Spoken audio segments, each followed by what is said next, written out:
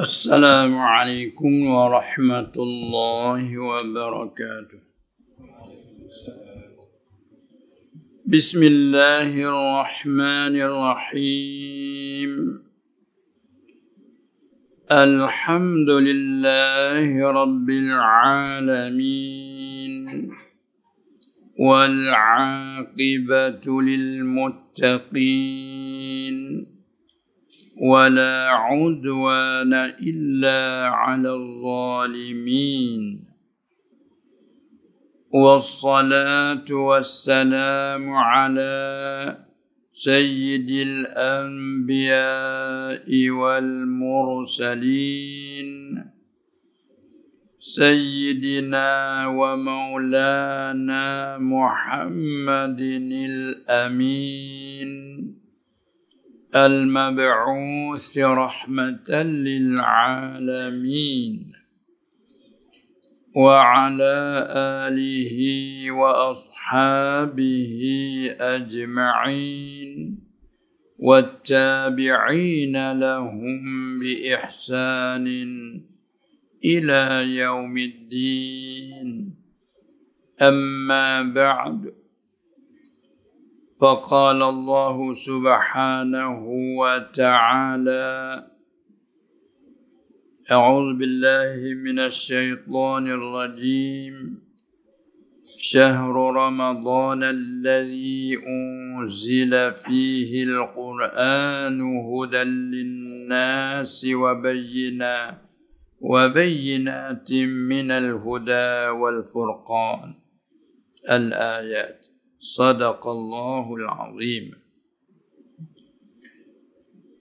Yang mulia dan yang dihormati Tuan Imam Masjid. Nama apa masjid ni? Masjid Rantau Panjang. Masjid Rantau Panjang. Dan juga kepada Tuan Pengurusi Ustaz Naim. Dan kepada semua ahli jawatan kuasa masjid. Kalau di sini panggil AJK. Kalau kita di sana panggil Kamakan. Panggil dengan bahasa Siam. Kamakan. Sini rumusan. Dari AJK, ahli jawatan kuasa masjid. Itu. Semoga-moganya Allah memberi rahmat.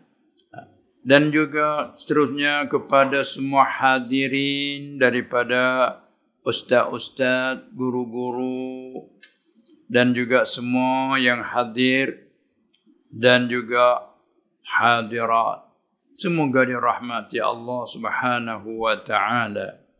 Alhamdulillah, kita tidak ketinggalan bahawa mestilah dalam kehidupan kita setiap saat, setiap detik. Dari masa ke semasa, beginilah kita orang yang beriman, orang yang memeluk agamanya Islam. Beginilah keadaannya. Syukur dengan tidak ada ketinggalan yang menjadi kewajipan di atas kita. Syukur sebagainya tanda terima kasih ke atas Tuhan selaku Tuhan yang menciptakan alam. Sama ada alam itu dunia ini, juga alam barzakh merupakan sempadan untuk kita jemerang kepada alam akhirat. Sudah kita lalui alam arwah. Sebelum disalutkan roh kita dengan jasad, kita dah lalui alam arwah. Sekarang kita masih berada di alam dunia.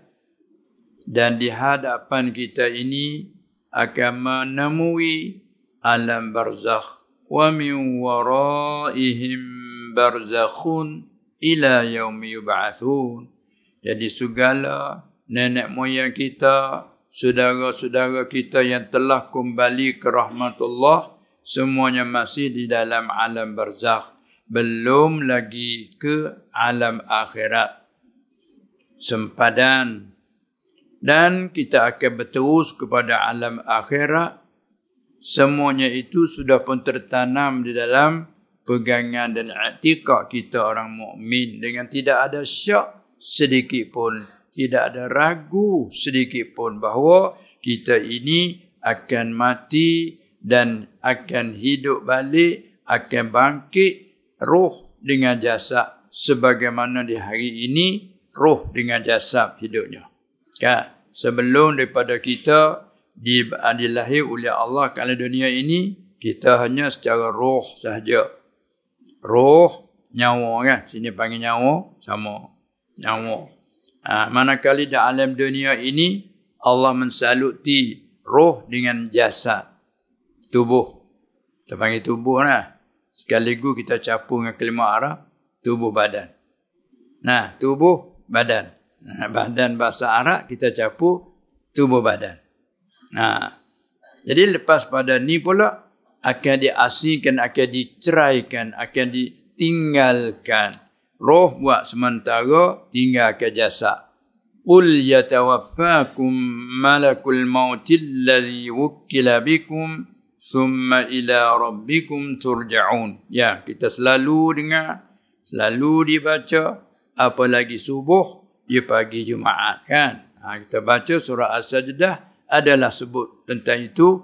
Qul, kata olehmu ya Muhammad, yatawaffakum, lagi memati akan kamu oleh malakul maut, oleh satu malak yang diserahkan hubungkan dengan kematian. Lalu diidafahkan malakul maut, diketuai oleh Israel kan.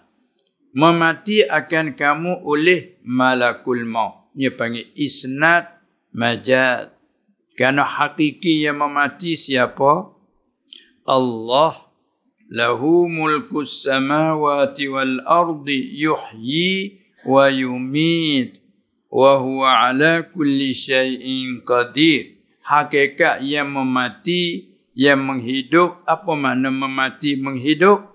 Menjadikan sifat hayat, menyebabkan kita hidup. Menjadikan sifat maut, menyebabkan kita tu mayit, mati. Allahul ladzi khalaqa sab'a, Allahul ladzi khalaqal mauta wal hayata. Jadi al hayat wal maut makhluk Allah. Bila Allah menjadikan sifat maut di suatu jasad, itu bila mustaqnya mayit. Bila Allah menjadikan sifat hayat di suatu perkara, perkara itu panggil hayy. Nah, itulah. Kemudian di ayat itu Allah mensandarkan memati kepada malakul maut. Ini yang panggil isnad majazi. Sebab tu kita boleh bercakap hari-hari dalam sana majaz. Ubat dapat menyembuhkan penyakit. Salah tak? Tak salah. Tapi akidah dan i'tikad kita, ini sebab. Maka kita sandar kepada sebab. Air ini boleh menghilangkan dahaga, ni isnad pada sebab. Panggil majaz. Hakikat yang menghilangkan dahaganya siapa? Allah. Kan? Allah yang menghilangkan dahaga dengan sebabnya air, yang menjadikan air makhluk dia. Di air juga yang menjadikan sifat rai, sifat menghilangkan dahaga. Di makanan yang menjadikan satu sifat syab', mengenyangkan. Begitu di ubat, Allah Ta'ala menjadikan suatu sifat quwwah, dipanggil menyembuhkan, menghilangkan. Lalu tu kita sandar kepada sabab, sebagaimana Allah sendiri pun bercakap sandar pada sabab. Nah, kita tengok. Yudabbirul amra minas sama'i ilal ard. Allah kata, ia yang mentadbir, mengaturkan urusan dari langit hingga ke bumi. Yudabbirul amra, mentadbir, mengatur ia, mengurus ia. Allah. Itu hakikat. Tapi di ayat lain Allah Ta'ala kata fal mudabbirati amra. Mudabbir itu para malaikat. Nah, Allah bersumpah wan nazi'ati warqa, sampai pada fal mudabbirati amra. Maka segala malaikat yang mengurus, yang mengaturkan urusan. Allah Ta'ala gunakan yang mentadbirkan para malaikat. Tapi di ayat itu hakikat yang mentadbir ialah dia. Ini nak menyatakan bahawa dalam percakapan kita harian itu sah kita isnad secara majazi. Apabila keluar daripada mulut orang mukmin, qarinah iman, qarinah ahli tauhid itu sendiri memalingkan daripada murak yang zuhir itu tidak. Tapi cara bercakap begitu. Kata ulemu ya Muhammad, lagi memati akan kamu oleh malakul maut allazi wukkila bikum, yang telah diwakil, yang telah diserahkan bikum ay biqabdi arwahikum, diserah oleh Allah kan dia kepada, diserah dengan mengambil, dengan apa dia ambil segala roh kamu.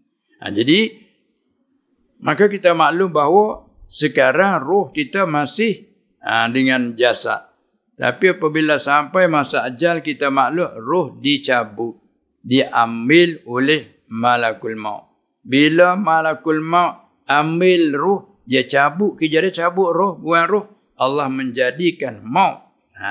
Bukan kata malaikat itu mematikan. Tapi sana boleh tak kalau sebab dia kata malakul maut mematikan. Lepas tu juga sana juga orang yang membunuh, mati orang mematikan orang. Dia panggil isnad majaz kepada sabab. Demikianlah. Tak ada salah apa-apa kita cakap gitu dalam akidah dan pegangan. Baik. Kemudian apabila sampai masa roh kita akan diasing, dicabut. Bila dicabut, kita orang Islam, orang mukmin percaya bahawa akan dikahwin semula. Wa idzan nufusu zuwijat. Dan apabila dikahwinkan, akan roh-roh dikahwin balik dengan badan. Seolah-olah orang yang bercerai kembali balik. Seolah-olah kata kita bercerai, lepas tu dikembali baik. Dikahwin semula. Kalau lepas iddah dikahwin semula kan.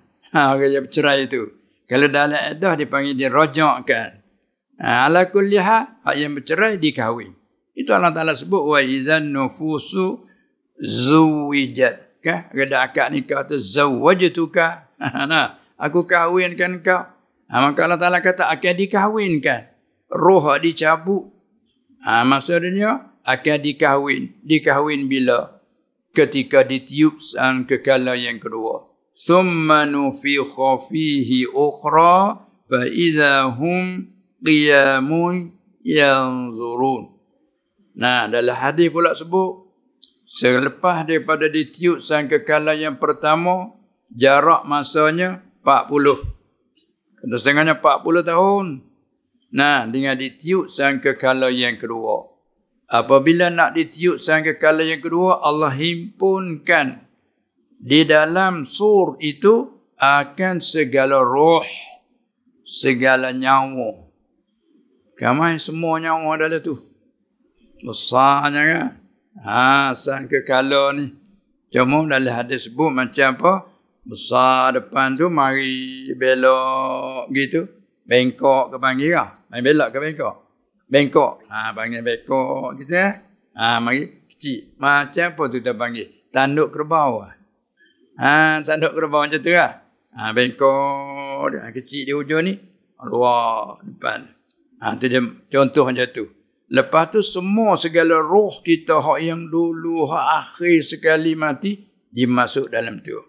Bila Allah menghidupkan Israfil, diperintah tiup kali yang kedua, fa iza hum qiyamun yanzurun. Maka keluarlah segala roh kita daripada sur itu tadi, dibanding dalam hadis macam lebah. Macam lebah, kita faham dah sebut lebah ni lah. Kawan dia berkawan, lebah tu bila dia berkawan tu beratus-ratus ribu, berjuta kawan dia tu. Dia lalu kat rumah tu punya, kita dah. Sekaligus macam kapal terbang tu. Tengok-tengok, lebah. Tu dibanding macam lebah.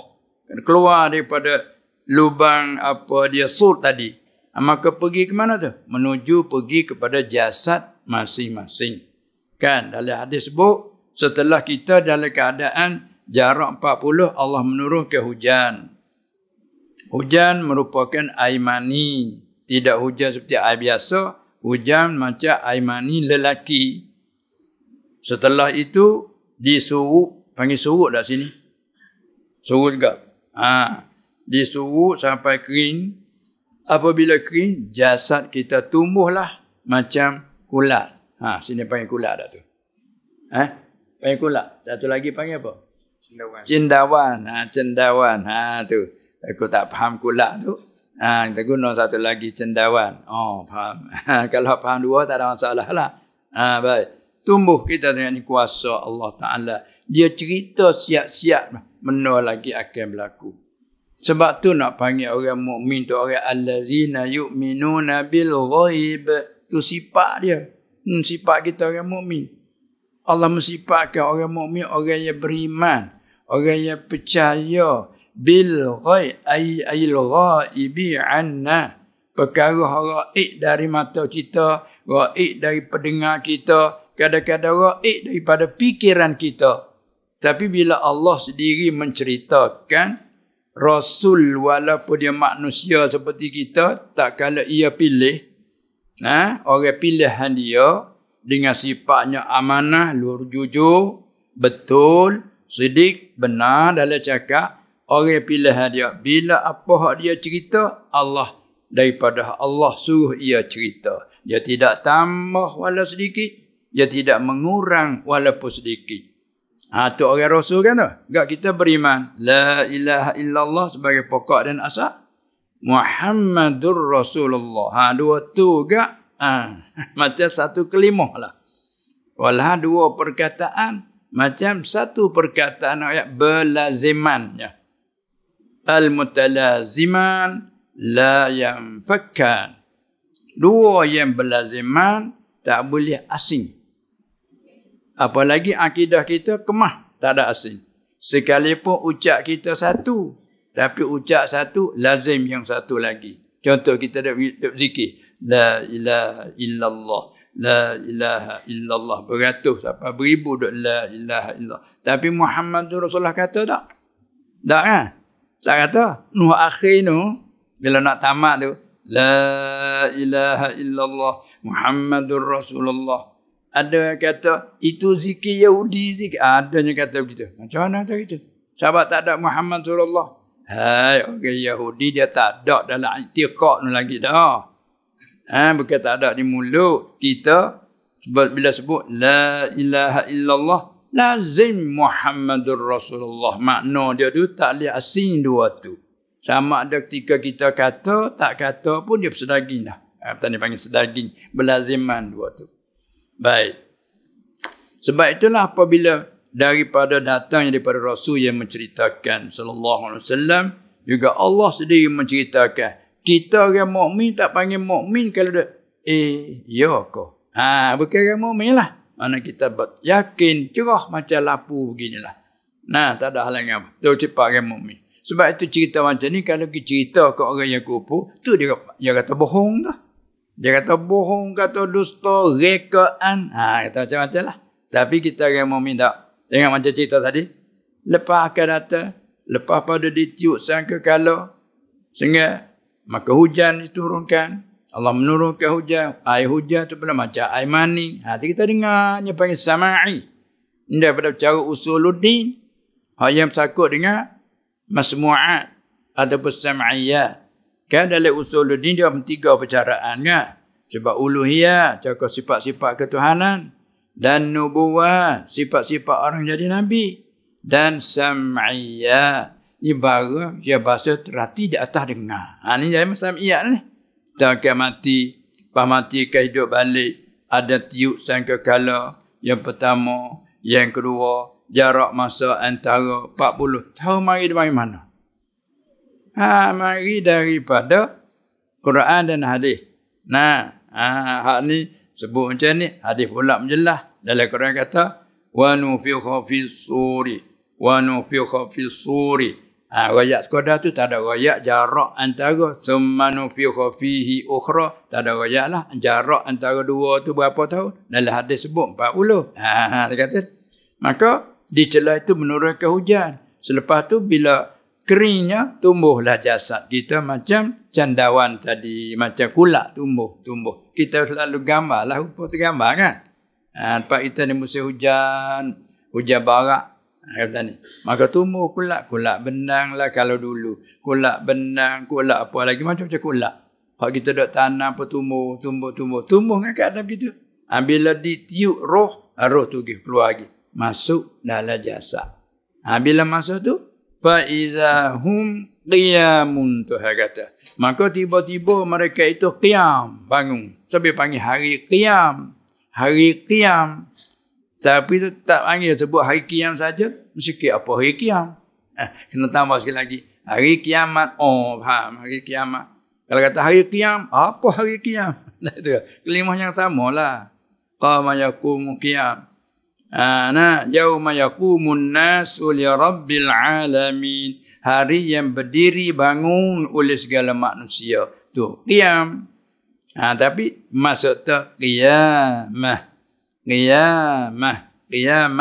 Wakah dengan ta qiyamat, wakah dengan ha qiyamah. Selah kan? Bila buat ta qiyam. Hari yang bangun berdiri. Bangun macam mana? Allah menghidupkan dulu. Dengan bahawa tadi ditiup roh, ditiupkan sangkakala, keluar daripada sangkakala, masuk dalam jasad, hidup. Bila hidup bangun. Qiyam, bangun. Yauma yaqumun nasu li rabbil alamin. Bangun. Bila bangun tu ke mana nak pergi? Tunggu. Fa iza hum qiyamun yanzurun ay yantazirun. Tunggu nak ke mana ni? Nak perintah bawa pergi ke mana? Begitulah keadaan masa akan datang bagi kita. Maka semua tu sudah pun tertanam, sudah ada dalam kepercayaan kita. Mana? Duduk dalam mana tu? Dalam makna kata rukun iman yang kelima, percaya dengan apa? Rukun iman yang kelima percaya dengan apa? Percaya dengan hari kiamat, hari akhir, al-yaumil akhir. Dia nama kiamat ni banyak nama dia tu, banyak sangat. Yaumut tanad panggil, yaumut taghabun panggil, al-waqi'ah panggil, al-qari'ah panggil, as-sa'ah. Banyak sangat nama-nama dengan tilik iktibar ini panggil ni, iktibar itu panggil itu. Nama dia tu. Baik. Apabila begitu, kita yakin dengan tidak ada syak, dengan tidak ada lagu. Oleh yang demikian, bila kita ada rukun iman yang kelima, percaya dengan al-yaumil akhir. Bila sebut percaya dengan al-yaumil akhir, artinya dan barang yang berkaitan dengannya. Itu kita orang mukmin dah. Itu dalam percaya usuluddin. Sebab jangan-jangan kita kata tak perlu bercara usuluddin. Jangan cakap lagu tu.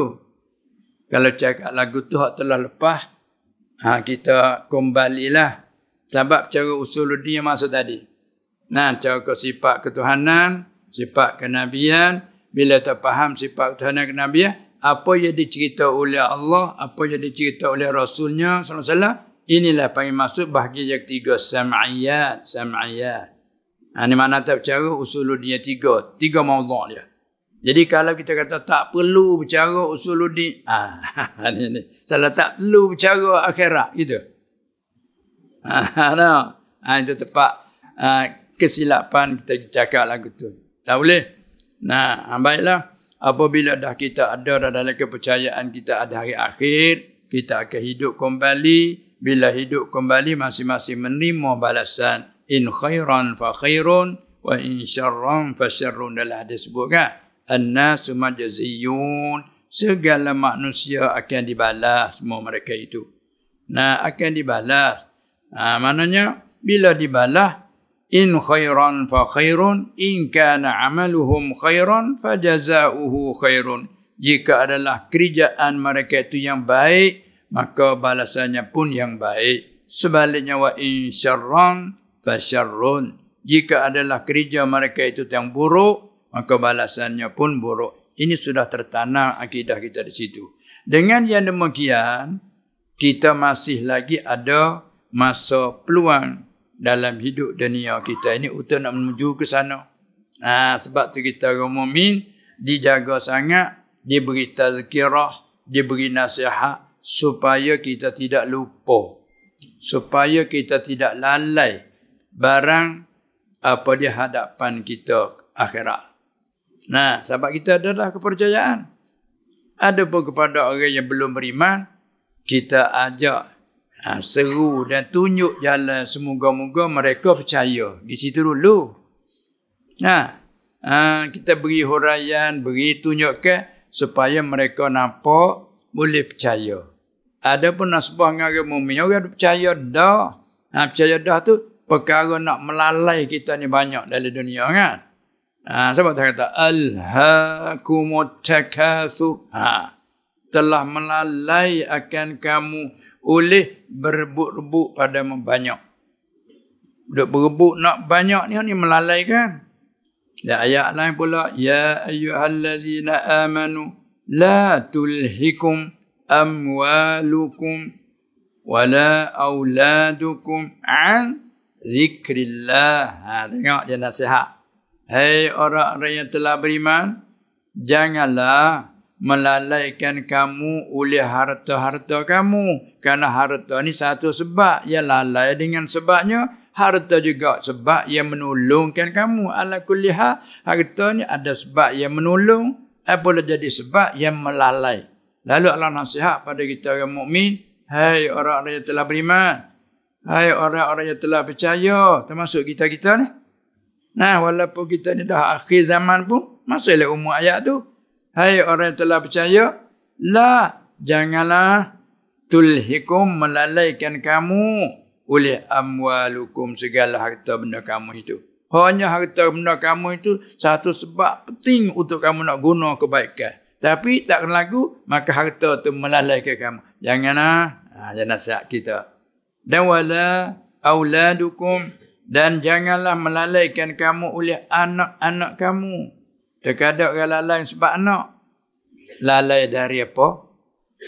La tulhi an zikrillah, an mujawazah, dakhilatun alal matru'. Lalai dari ni mana tinggal lah. Lalai dari ingat ke Allah. Terjemah zikir qalbi. Kalau zikir lisan, lalai daripada menyebutkan Allah. Bila lalai di sini, terlenyak pihak lain dah. Solat pun tak, puasa pun tak. Sebab lalai dah. Apa yang melalai? Harta tadi menyibukkan kita, memasyghul, membimbangkan kita sampai tertinggal kewajipan kita. Kadang-kadang dengan harta pula tertinggal kewajipan yang sakut paut dengan harta. Jangan. Tu Allah Ta'ala nasihat. Tengok Allah Ta'ala sayang kepada hamba yang beriman, dia beri nasihat. Siapa buat begitu, wa man yaf'al zalika fa ulaika humul khasirun, kan? Siapa melakukan yang demikian, harta melalai, anak pinak melalai sampai tertinggal kewajipan, siapa melakukan demikian itu, Tuhan kata, maka orang-orang itu ialah mereka itulah yang rugi. Khasirun, ya rugi. Mana tu? Wa man yaf'al zalika fa ulaika humul khasirun. Maksud Allah Ta'ala tu, rugilah. Gak kali tu soal kelimah rugi ni, siapa mau pada kelimah rugi? Betul tak? Khasirun ke fasikun? Ya dah nak. Betul. Jadi tepat nak tanyanya, siapa kata kalau meniaga suka ke rugi? Tak ada. Dia kelimah nak meniaga tu, nak cari untung siap-siap dah. Kelimah dia dah. Meniaga tu ialah taqlibul mal bil mal ala sabili ribh. Tujuan berniaga, beli modal sekian, jual sekian, beli pula jual, beli pula duk tukar menukar. Atas tujuan nak pada ribh. Atas tujuan untung dia labah tu berniaga. Tak ada kata berniaga nak rugi. Bukan berniaga nak rugi. Kalau pergi tu bukan berniaga lah. Kita tolong beli harga 10, ni aku bagi kamu ni 8 jadilah. Tu bukan berniaga. Saja kita nak beri atas nama kawan dan sebagainya. Tapi kalau berniaga, makna dia dah atas tujuannya untung. Tak ada tujuan rugi. Maka Allah Ta'ala hukum itu rugi. Dan di ayat lain kita dah baca wal asri sama. Kita orang mukmin Tuhan istisna daripada rugi. Baca tengok. Sini yang nasihat takut kita jatuh dalam rugi. Sedangkan kita orang mukmin orang terkeluar daripada rugi. Wal asri innal insana lafi khusrin, kan? Allah umumkan demi masa sesungguhnya manusia, semua manusia itu ataupun jenis manusia tu sungguhnya di dalam kerugian. Atau Allah umumkan. Enggak kita manusia, jenis manusia pasti dalam rugi. Tapi Allah kecuali illal ladzina amanu. Masya-Allah. Kecuali orang-orang yang telah beriman. Keluar daripada rugi mana hidup dalam untung, beruntung. Beruntungnya. Kalau kita nak sangat kelima beruntung kan? Sini cakap ada beruntung. Oh dia tu beruntung, dia bernasib baik. Dan kita nak tu. Oh beruntungnya di ya, apanya bernasib baiknya dia, kita nak sangat. Enggak, Allah istisna daripada rugi, arti kita orang beriman hidup dalam beruntung secara umumnya. Tambah lagi pula kerja-kerja yang baik dengan hukum syara' amilus salihat. Tambah lagi beruntung. Mari nasihat di belakang ni, hei orang mukmin, janganlah melalaikan kamu oleh harta benda dan anak kamu. Siapa melaku demikian, maka mereka itu ialah rugi. Allah. Ini Allah nasihat kepada kita orang mukmin. Adapun terhadap orang kufur, Allah Ta'ala kata, jangan kamu dalih pada hari ini. Kata orang kufur. Ya ayyuhallazina kafaru la ta'tadhirul yaum. Jangan kamu berdalih hari ini. Dalih pun tak diterima. Naik mahkamah nak berdalih, tak diterima, jangan lagi. Sebab apa? Innama tujzauna ma kuntum ta'malun. Kerana hanya sesungguhnya tidaklah dibalas ke kamu, melainkan hanya barang yang kamu lakukan di dunia dulu. Oleh itu jangan dalih lagi. Allah, habis tertutuplah segala pintu. Kan? Inilah nasib baik kita yang mukmin, masya-Allah. Oleh yang demikian kita banyakkanlah syukur dengan diri kita sendiri, melakukan apa yang diredha oleh Allah. Kita masih ada umur lagi. Sekalipun kita dah buang masa, menghabiskan masa dengan beberapa, itu yang telah lepas. Tapi telah lepas yang kita telah lakukan, jangan kita putus asa. Allah juga nasihat. Qul, kata olehmu ya Muhammad, ya ibadiyallazina asrafu ala anfusihim. Hai orang-orang hamba-hambaku yang telah melampaui batasan, telah melampaui diri. Jangan la taqnatu min rahmatillah. Jangan kamu putus asa rahmat Allah. Tengok semua tu nasihat. Sedangkan hamba yang bersalah pun dia panggil hamba lagi. Hai hamba-hambaku. Allah, kita orang salah dia panggil hai hamba-hambaku. Supaya orang nak marah ke anak, tapi nak marah ke anak pun panggil wahai anak-anak. Panggil gitu. Kita anak ni Allah. Salah kita dengan dia, tapi dia panggil macam tu kita rasa ada peluang keamasan lah tu. Kata, hoi menata. Allah selain kita dah. Dulu tak pernah anak kita panggil menata, ayah panggil menata ke kita. Dulu tak pernah. Kalau itu nama apa, nama Muhammad, ya Muhammad. Hai Muhammad. Hai Khalid. Apabila kita salah ni, wahai anak-anakku, kamu ni bersalah. Hai anakku, Allah ada semua kelimah macam tu kita bahasa tertarik. Hai menatang. Sudahlah kita. Kita dah takut dah. Panggil lagu tu. Nanti berdebar-debar kan. Ini bahasa Allah Ta'ala untuk nak menarik perhatian bahawa kita hamba yang beriman sekalipun melampaui batasan pun dia duk panggil wahai hamba-hambaku. Ini satu rahmat nah. Pada larang pula, jangan kamu putus asa daripada rahmat Allah itu. Jadi apa sekalipun yang telah kita lalui, kita rasa kata salah, kita mengaku kesalahan, minta ampunan dia sangat-sangat berkenan. Tengok.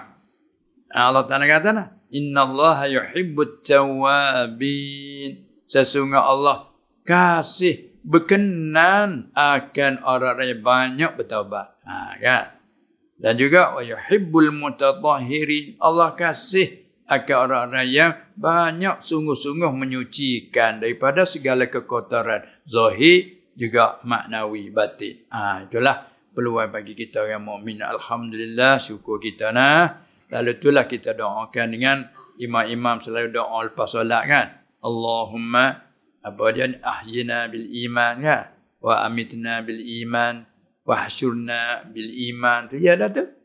Mana kita tu duk minta dengan dia setelah dia tu beri dah iman pada kita. Bukan kita baru duk minta nak ada iman. Kita ada dah. Cuma minta, ya Allah, kau menghidupkan aku, menghidupkan kami dengan iman.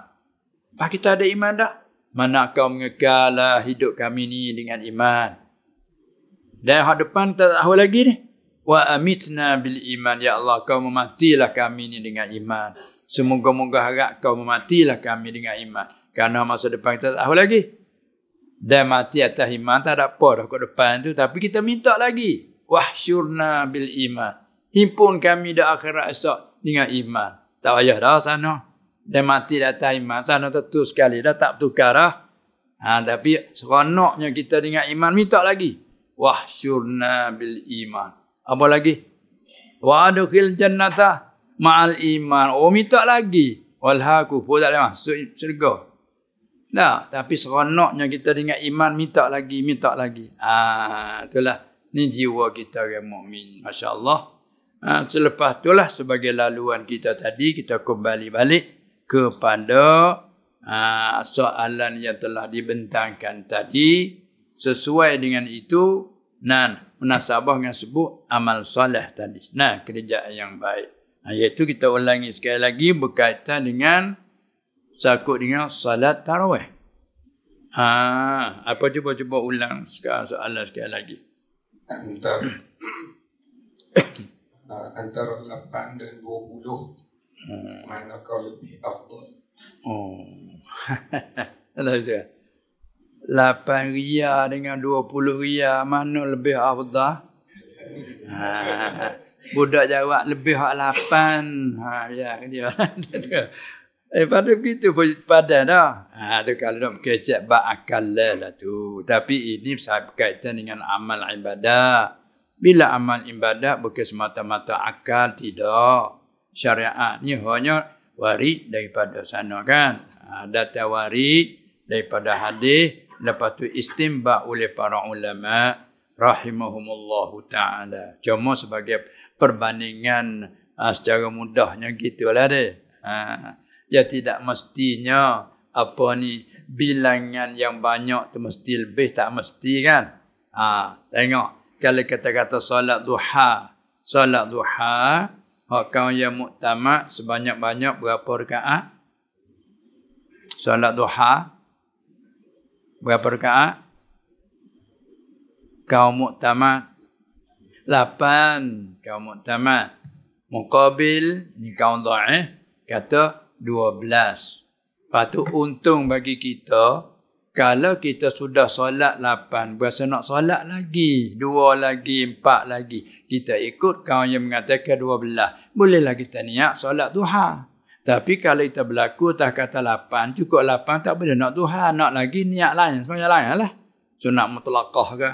Itu utuhnya. Kemudian terkadang bagi yang sunat lebih afdal daripada yang wajib. Walau bagi wajib kalau tak buat dia berdosa. Kan? Bagi sunat kalau tak buat dia tak ada berdosa dari awal lagi. Ma yusabu ala fi'lihi wa la yu'aqabu ala tarkih. Seperti beri sunat. Astagfirullah. Seperti beri salam. Kita bertemu dengan saudara kita sama Islam. Assalamualaikum warahmatullahi. Balik orang mulai beri salam tu hukumnya apa? Sunat je. Kalau tak beri tak ada berdosa.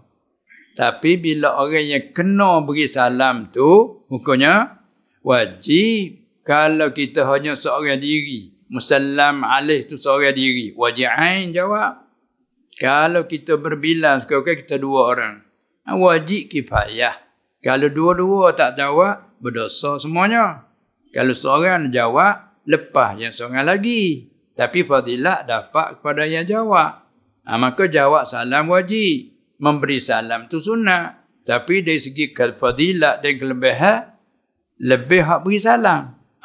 Itu kata setengah-setengah. Amal sunat tu lebih pada hak wajib. Itu di antara lain. Baik. Kemudian sesuai dan munasabahnya kita nak masuk tak berapa malam lagi lah. Kita cakap malam tak berapa malam lagi. Ini malam Rabu. Khamis, Jumaat, Sabtu, Ahad, Isnin. Tu. Isnin. Maka malam Selasa tu tetap dah tu. Ada istimah malam Isnin. Kerana petang hari Ahad ni lah yang petang melihat anak bulan. Gitu. Sekiranya kalau ada kelihatan kak, malam Isnin tu dah masuk lah Ramadan kan. Kalau katakanlah tak dapat kelihatan, tetaplah malam Selasa itu. Nah, baik. Maka tak berapa malam dah lah kita ni. Takdir katakanlah diisytiharkan. Sudah kelihatan anak bulan. Kita puasa hari Isnin. Malam Isnin tu masuk dalam satu Ramadan. Tarawih pun masuk dalam. Waktu tarawih masuk. Kemudian masalah bilangnya rakaat. Ini satu perkara yang terjadi di tempat-tempat, di setengah-setengah tempat terjadi. Tapi masalahnya kita ambil pengertian dulu. Pada asal masa zaman Nabi SAW dia tak panggil solat tarawih, tak ada datang pada riwayat man shalla salat tarawih, tak ada lapah yang macam tu. Kalau ataupun lapah yang sahih tidak, hanya datanya man qama ramadhana imanan wa ihtisaban ghufira lahu ma taqaddama min zambih. Siapa kita orang awal tak mengaji pun selalu dengar hadis tu. Apa ke ingatlah ni dah. Hanya ingat dia tu dah. Man qama ramadhan. Dan masuk bulan Ramadan bunyi selalulah. Ceramah mana pun selalu keluar hadis tu. Man qama ramadhan. Barang siapa berdiri pada bulan Ramadan. Asal terjemah qama yaqumu qiyam mana berdiri. Kita ni duduk, pakat bangun berdiri, berdiri. Apa maksud berdiri Ramadan? Banyak huraiannya. Berdiri pada bulan Ramadan dengan ibadat. Siang hari kita berpuasa tu man shoma Ramadan, dia sebut situ. Man shoma Ramadan imanan wa ihtisaban ghufira lahu ma taqaddama min dzambih. Satu lagi man qama Ramadan. Qiyam, bila sebut qiyam Ramadan, dia pakai mana? Berdiri waktu malam. Bila berdiri waktu malam, apa arti? Ditafsir juga berdiri malam Ramadan dengan membaca Quran. Tidak di dalam solat pun masalah qiyam Ramadan. Berzikir. Masalah qiyam Ramadan. Tetapinya hak khusus. Hak tu secara umum tu. Umum mana? Ramadan tak Ramadan. Qiyamul lail tak ada. Semua baca Quran di malam panggil qiyamul lail. Kita semaya sunat di malam panggil qiyamul lail. Semaya tahajud sebelah malam qiyamul lail. Masalah qiyamul lail semua tu. Hak tu umum dalam sepanjang tahun. Tapi bila sebut salat tarawih, ada kedak lain pada bulan Ramadan. Sebab kita nak sambut alalah Ramadan 2, 3, 4 malam. Alalah kita nak buat selalu Orang petani kata buat belan-belan. sambil menunggu Ramadan, kita solat tarawih. Dia solat apa? Tarawih. Kan Ramadan, nanti kita sambut belan-belan Ramadan. Tak boleh. Kita nak buat kira dengan akal, tak boleh. Ini menunjukkan kata solat tarawih dikhususkan dengan bulan Ramadan je. Tak ada di sebelah bulan yang lain. Hingga kalau istilah kata tak nampak anak bulan, kita tetap puasa hari Selasa, malam Isnin tak boleh nak sembahyang tarawih. Itu mana solat tarawih berbeza. Adapun kalau katalah sebelum tu nak sebut tarawih tak tarawih. Qiyamul lail hak 8 rakaat. Hak tu khas dalam Ramadan. Hak tu sepanjang tahun bukan? Qiyamul lail. Nak qiyamul lail 8 rakaat, patut iringi dengan witir 1 jadi 9. Ataupun iringi dengan witir 3 jadi 11. Hak tu sepanjang tahun dia ada. Ni hari ni boleh Nah, tidur sekali, bangun. Sembahyang 8 rakaat. Lepas tu iring dengan witir 1 ataupun 3. Jadi 11 rakaat. Hak tu boleh tiap-tiap malam. Kalau nak niat tarawih boleh tak? Tak boleh. Qiyamul lail? Ya. Nak niat tahajud?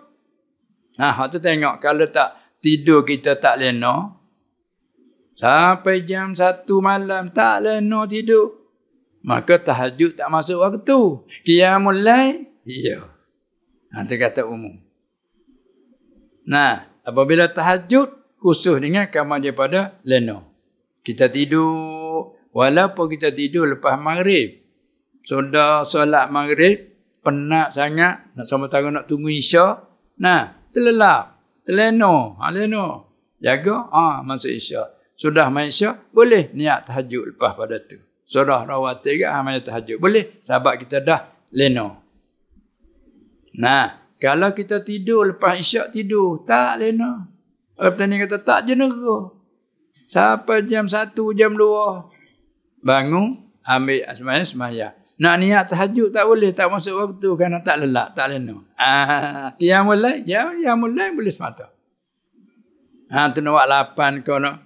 Nak buat apa dia? 8 bagi tahajud.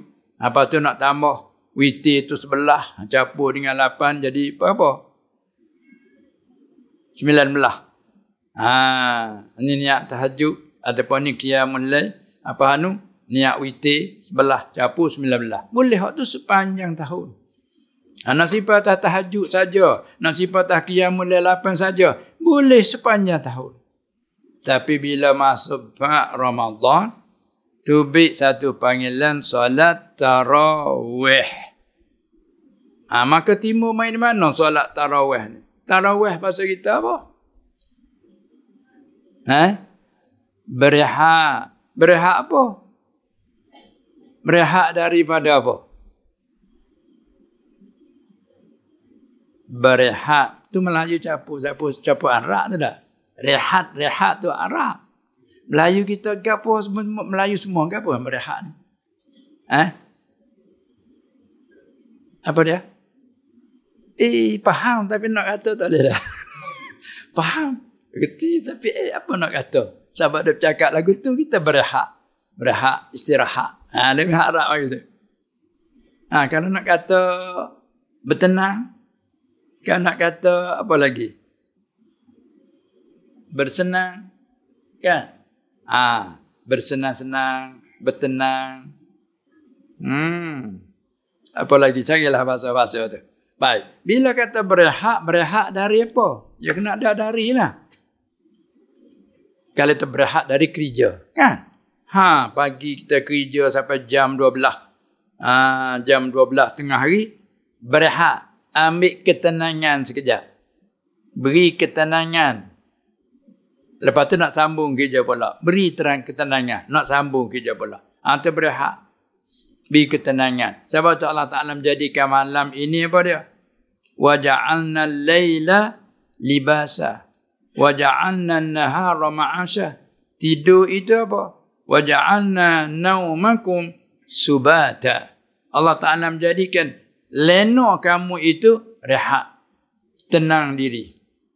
Setelah kita penat. Daripada siang hari kerja masing-masing kerja. Lepas tu bila masuk waktu malam, Allah menjatuhkan tirai dengan gelap begini, kita pun berehat. Tenang. Tu tidur itu ialah subata. Sebab kalau kita tidur tak lelap, sampai 2-3 malam tu rasa lain dah. Tak itu kan? Allah Ta'ala menjadikan malam tu. Kemudian orang di zaman salah, lepas pada wafatnya Rasulullah sallallahu alaihi wasallam, sambungnya masa Abu Bakar radhiyallahu anhu, masa 2 tahun dia jadi khalifah lebih-lebih sedikit, keadaan seperti zaman Rasulullah sallallahu alaihi wasallam. Apa itu? Iaitu selepas solat Isyak, balik. Hak ada rumah balik, tinggal ahli suffah. Dia nak balik. Mana moga tempat dia tidur tepi-tepi serambi masjid tu? Ahli suffah. Kalau tak nak banding kat supaya pelajar-pelajar duduk di pondok, duduk di sekolah, duduk di asrama. Kan? Keluar pada madrasah, naik asrama. Budak pondok keluar daripada madrasah, surau, duduk di pondok. Turun pondok, naik mengaji di madrasah, di surau. Begitu. Lepas tu orang kampung lah kan. Dia main mengaji mingguan, sudah dia balik ke rumah dia. Balik ke rumah, balik kampung masing-masing. Main bulan mengaji, balik kampung. Ni macam kita ni, sudah dia pakai balik ke rumah kan. Tapi ahli supah macam budak duduk di pondok tu. Duduk di asrama. Turun madrasah, duduk di asrama. Maka apabila sudah solat Isya, Nabi SAW balik masuk rumah.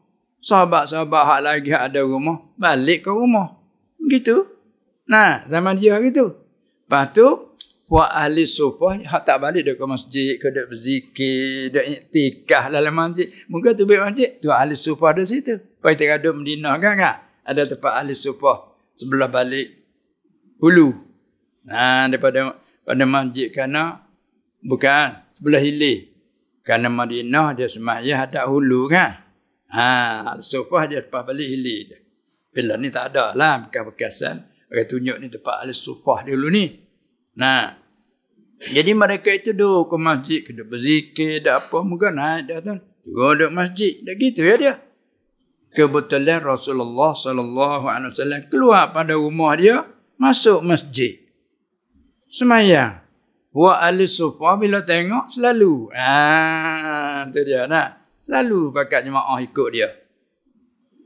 Sudah pada tu, keesokan tu, apa dia, puak-puak dapat jemaah dengan Rasulullah SAW itulah bercakap. Oh, semalam Rasulullah keluar, kami boleh semayang dengan dia. Allah dengar oleh yang tak ada. Oh, menyesal aku. Gitu. Menyesal aku. Allah, nasib baik kamu. Begitu. Nah, lepas tu, duduk malam keesokan tu, tunggu nak jemaah. Rasulullah tak keluar. Sallallahu alaihi wasallam tak keluar. Tunggu sampai tengah malam tak keluar. Tak dapat. Balik. Duk malam keesokan pula. Balik seperti itulah. Berkali semalaman tu saja berkali keluar. Apa selangi malam tu keluar pula. Halak tengah malam sikit lah. Tu orang yang ada nasib baik boleh jemaah dengan dia pula. Kali yang kedua. Tu kata dengan ayatnya. Pada dia keluar malam pertama, malam yang ke-23. Ramadan. Malam yang ke-24 dia tak keluar. Malam yang ke-25 dia keluar pula. Tu nasib baik orang yang tak balik tu. Bila tu hak tu pula bercakap Rasulullah keluar pula. Sallallahu alaihi wasallam, Allah menyesal gitulah. Malam yang ke-26 tunggu puak sahabat. Tunggu. Tak keluar juga. Malam ke-26. Allah, rugi maknanya gitu. Sayang orang tani kata. Balik. Malam yang ke-27, macam tu juga. Tengah malam dia keluar pula malam 27. Tu puak sahabat jemaah pula. Hak tu lah lama semaya dengan dia. Hingga sampai bimba-bimba takut tak sempat makan sahur. Lepas pada tu bercakap pula puak sahabat. Malam yang ke-28, malam yang ke-29. Tunggu hingga sampai tak muat masjid. Pakat tunggu. Harap-harap keluar. Tak keluar. Hingga sampai habis tak keluar. Sampai subuh dia tunggu. Ada dalam duduk tunggu tu bukan tunggu diam saja. Buat batuk lah. Apa itu? Gerah lah. Pergi kat tepi rumah dia. Ingat-ingat Rasulullah. Apa nama ni jenis. Elak. Dia keluar tu banyak lagi. Ada orang batuk dia. Ada orang bercakap. Macam-macam lah. Rasulullah SAW tak ada tidur pun. Dengar semua satu-satu dengar. Hingga sampai subuh dia keluar. Bila keluar solat subuh, sudah solat subuh tu dia bangun ucapan. Segala apa yang terjadi yang kamu semua. Tak ada sembunyi apa atas aku. Aku tahu semua. Aku kenal satu-satu. Yang suara dia tu duduk berah, dia duduk batuk. Aku tahu semua. Aku tak ada apa-apa aku tahu. Tapi sengaja aku tak keluar. Sebab apa? Aku bimbang ke atas kamu. Fa inni khasyitum. Aku bimbang ke atas kamu. Takut-takut nampak kamu terlebur sangat. Nampak kamu ni hemah sangat nak sembahyang dengan aku. Kalau aku keluar, aku bimbang takut-takut dipujikan. Kesianlah kamu jadi lemah lah. Lalu itu kamu buatlah masing-masing. Ada setengah-setengah, ya Rasulullah, Allah, kalau Rasulullah boleh keluar sembahyang dengan kami. Tak payahlah buat, sudah. Tu dia bimbang takut jadi pewajib berat umat dia. Sahabat Nabi ni sallallahu alaihi wasallam, Nabiyyur Rahmah. Ana Muhammad, ana Ahmad, ana Nabiyyur Rahmah. Tengah dia panggil akak dia. Yang kesian ke umat.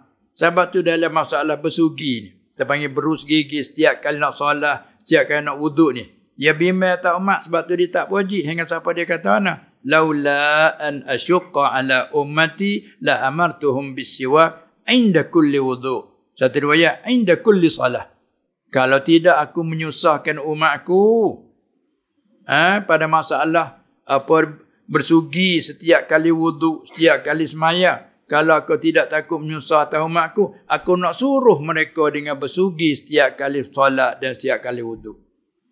Maknanya aku nak puji, tapi tak, aku takut susah umatku. Mana kata hanya perintah secara sunnah, suka rela. Begitulah dia bimbang kalau terbit keluar setiap malam, nanti Allah wajib ke? Beratlah umat dia. Lah tu buatlah masing-masing. Boleh elok dia elokkan. Boleh elok dia elokkan. Tu mana dia? Sebab dia tak terbit tu. Maka kekal macam begitulah. Sudah semaya isyak, masing-masing yang kamu tak balik lagi sembahyang di situ. Ada 2-3 orang. Adanya masing-masing, ada balik sembahyang di rumah. Begitulah keadaan. Siapa dia wafat dan siapa pada Khalifah Abu Bakar jadi Khalifah 2 tahun lebih, maka begitu keadaan. Dengan siapa mati pula Abu Bakar disambut oleh Umar. Dalam 2 tahun sebelum tu pun begitu keadaan. Lepas tu lah Umar berijtihad dia lah. Dia berjalan bila waktu malam dia tak sembahyang Umar. Dia berjalan, dia tengok dia sembahyang tengah malam. Tengok berjalan, tengok nampak keadaan dia selera sembahyang masing-masing. Ijtihad daripada Umar. Demi Allah kalau aku kumpul jadi letak satu imam pakai jemaah tu aku rasa bagus. Ini ijtihad Umar. Baik, kalau katakanlah ni hak ijtihad Umar sekalipun masuk dalam hadis marfu'. Mana? Allah Taala Rasulullah kata sallallahu alaihi wasallam, iqtadu bil lazaini min ba'di. Kamu ikutlah dengan 2 orang selepas aku. Tu dia sebut qah. Siapa dia 2 orang selepas aku? Abi Bakrin wa Umar. Mu ikutlah dengan 2 orang selepas aku. Mana apa hak dia buat, mu ikutlah dia. Jadi walaupun zaman Nabi SAW tidak buat macam tu, main buat masa Umar. Mu ikutlah dengan 2 orang selepas aku. Katakanlah masa Umar kupur buat gitu, buat jadi itu jadi bilangan rakaat 20 gitu masa Umar, ijtihad Umar. Kan masalah dia kata mu ikutlah dengan 2 orang selepas aku. Siapa? Abu Bakar dan Umar. Sampai kita tak tanya gini, hak tu hak Umar buat, hak nu hak Rasulullah buat, mana lebih hak Umar hak Rasul. Hak Umar hak Rasul dah lah. Dia tak ada mereka mah agama ni. Entah supaya azan hari Jumaat tu. Hak Uthman tambah masa tu. Jadi hak Uthman buat. Masalah Rasul kata, alaikum bisunnati wa sunnatil khulafa'ir rasyidin. Enggak khulafa'ir rasyidin itu masalah Uthman. Azan hari Jumaat bukan? Masa waktu azan kita dah bawa sampai ke hari ni. Itu tambah masa mana? Masa Uthman. Masa Rasulullah tak ada. Rasulullah hanya satu azan ketika naik tamimah azan. Azan sebelum tak ada. Masa Khalifah Abu Bakar pun dah, Umar pun dah, masa Uthman. Tu rupanya tambah-tambahan semua tu. Tapi masalah, alaikum bisunnati wa sunnatil khulafa'ir rasyidin. Tak ada syak lagi. Tengok. Tak ada siapa buat hak azan pertama tu tak? Masuk waktu azan. Lepas tu tunggu boleh 20 minit. Khatib, imam naik mimbar. Bisa tak? Azan tu hak asal tu. Jadi hak yang pertama tu hak tambah. Tapi tak ada siapa kata apa dah. Tak ada siapa kata apa. Itu pakat tu jalan. Maka bila masalah solat tarawih. Ini panggil solat tarawih dia timbul kemudian. Sebab di zaman ni panggil qiyam. Man qama Ramadan. Lepas tu apabila zaman Umar. Dia letak latih satu orang imam, orang muda yang hafal Quran. Jadi imam. Maka dia suruh semua tu pakat jemaah tahap imam seorang ni lah. Tak mahu nak tengok maya bercelura, berselera. Ipunglah tu mula daripada situ sampai kepada hari ini. Bentuk mana? Bentuk solat maya isyak semaya selalu. Kalau zaman Nabi SAW balik dulu. Pak kita kalau balik dulu akan balik terus. Itulah kalau jangan dua dakwa begitu. Kita nak waktu sepuluh Nabi penuh. Penuh ke mana tu Nabi balik dulu lah. Sudah main sunat tu pun afdal maya di rumah tarawih. Astagfirullah. Sunat rawatib balik maya. Lepas tu jam 9 jam 10 tu maya tu baik pula. Makan dak lah. Itulah berarti kita nak faham. Nak kata apa je sedap saja tak boleh. Nah, jadi semua kita dah buat ni kullum minal Quran wal hadis. Semua ni kita dah buat ni daripada Quran dan hadis, bukan reka-rekaan. Bukan rekaan. Pas rekaan yang dimaksud kalau katakan rekaan. Rekaan maksudnya ma huwa minhu, tak apa.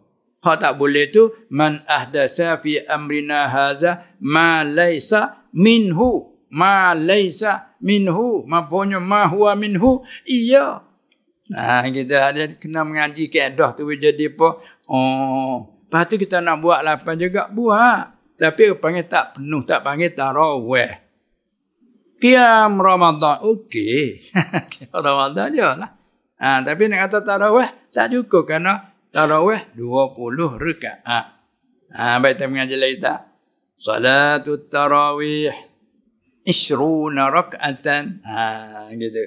Nah, lepas tu ada riwayat, mula-mula Umar dia perimpun buat atas satu imam tu, dia buat 8 rakaat. Lepas tu dengan ijtihad dia, tambah pula. Dia peringankan bacaan, mari menambahkan bilangan. Lepas tu, ulama semaya apa tu nama tu? Masa tu tak ada lagi nama dia. Nama solat tarawih. Sebab tu ulama bila bicara tu, jawab masalah. Dipenamakan solat itu dipenamakan tarawih. Apakah sebab boleh panggil tarawih? Dinamakan solat itu dipanggil ke solat tarawih sebab apa?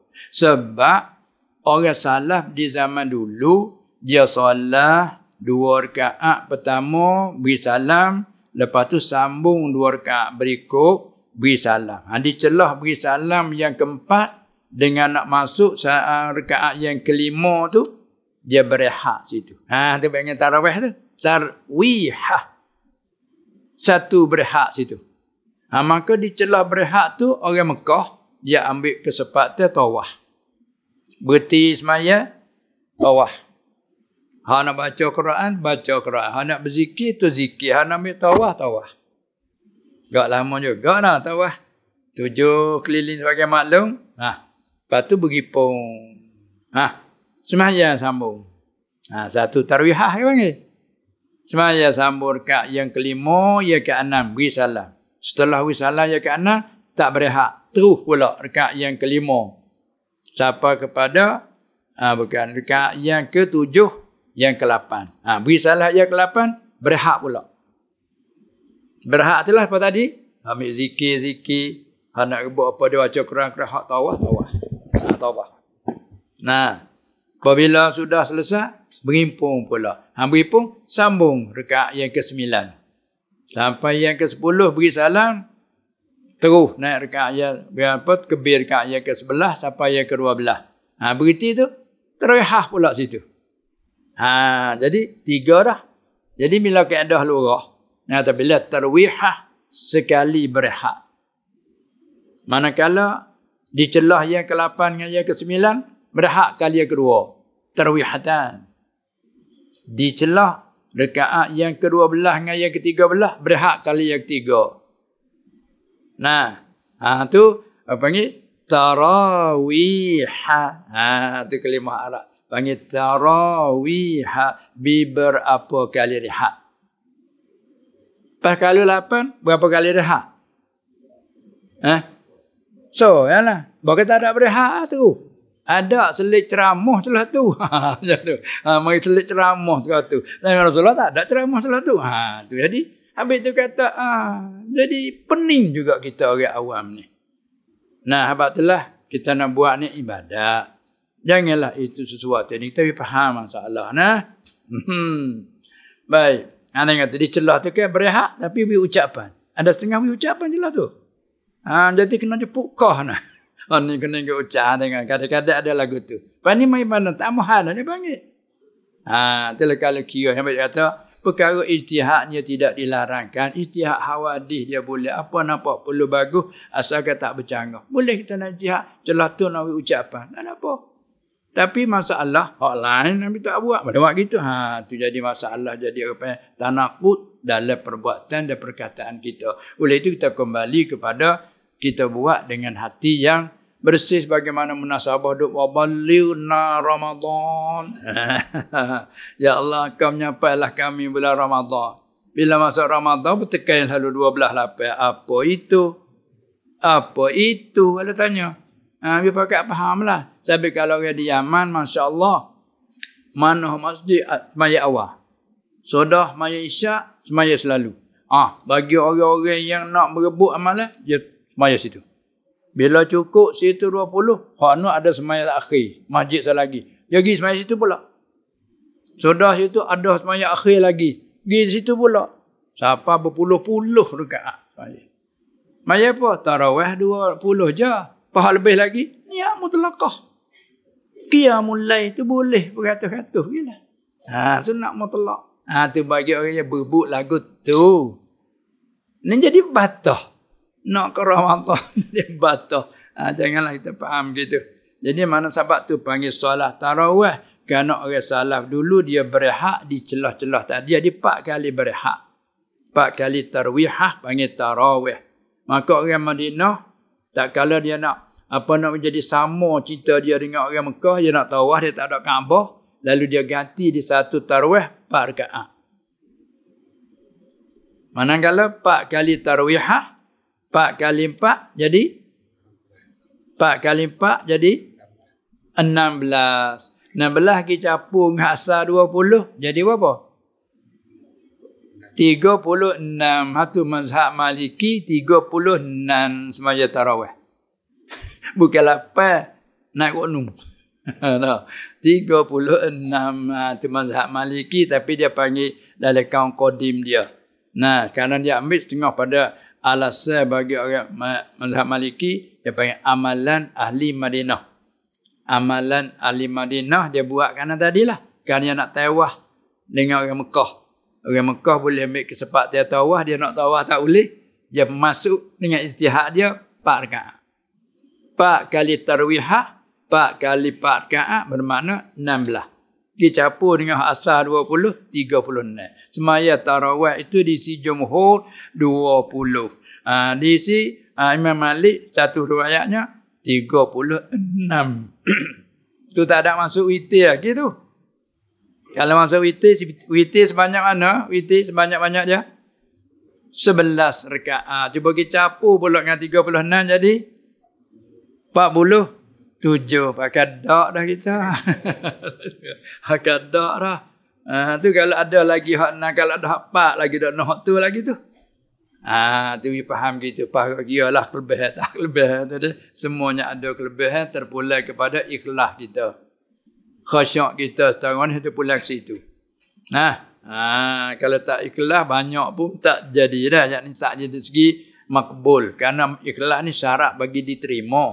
Ada persyarat bagi sah ni pula pada rukun dan syarat. Rukun solat apa dia? Syarat bagi solat, syarat wajibnya, syarat bagi rukunnya. Hak tu terhati di atas nak sah. Apabila sah dah, terima tak terima, hak tu pula kepada ikhlas. Apa tinggi rendah tu, hak tu pula pada khasyuk sikit banyak. Pula ke situlah tu. Oleh jadi demikian, tak perlulah kita gitu buat perbantahan, kita kembali rojak balik. Bila kita nak ikut jalannya as-sunnah nabawiyah, sunnah Nabi sallallahu alaihi wasallam, termasuklah hak yang dia pesan, alaikum bisunnati wa sunnatil khulafa'ir rasyidin al-mahdiyyin. Sahabat dia kata, siapa yang lama panjang selepas pada aku ini akan bertemulah perselisihan yang banyak. Dia bersadar tu. Fa innahu man ya'ish minkum ba'di fasayara ikhtilafan katsira. Apa ketika itu macam mana?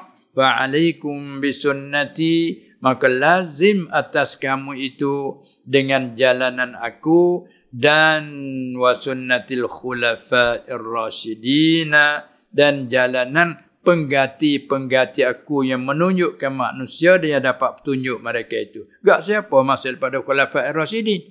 Abu Bakar, Umar, Uthman, Ali. Atau umum, Pak khusus Hasan ni. Kamu ikut dengan dua orang selepas aku. Siapa? Abu Bakar, Umar. Sebut kau situ. Pas lagi pula Allah Ta'ala menurun wahyu banyak di atas lidah Umar. Kata, ni Umar seorang yang Faruq, orang yang membeza bainal haq wal batin. Bainal haq wal batin. Apa digelarkan oleh Nabi SAW, Umar al-Faruq.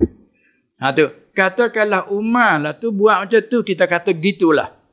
Yang nama nak kata hak buat tu Umar, kalau tu tak nak mari Nabi lah. Jangan kata tak mari Nabi. Mana pula sahabat nak hidup rekod tambah-tambah mana dia dengan ijtihad dia.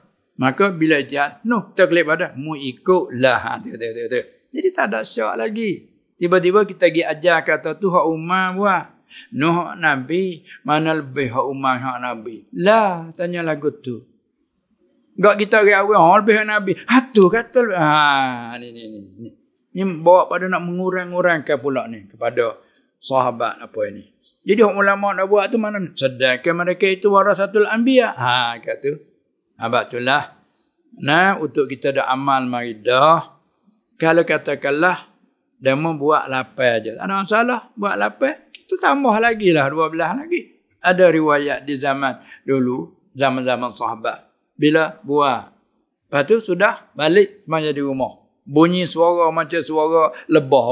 Mulut mata daruk situ. Hak ni tak daruk. Gegar bunyi. Sahabat tu tubik pula. Dalam ulama dia bercara. Mana afdah kita semaya berjemaah. Solat tarawih dengan semaya di rumah. Ada bincang juga tu. Setengah kata afdah di rumah.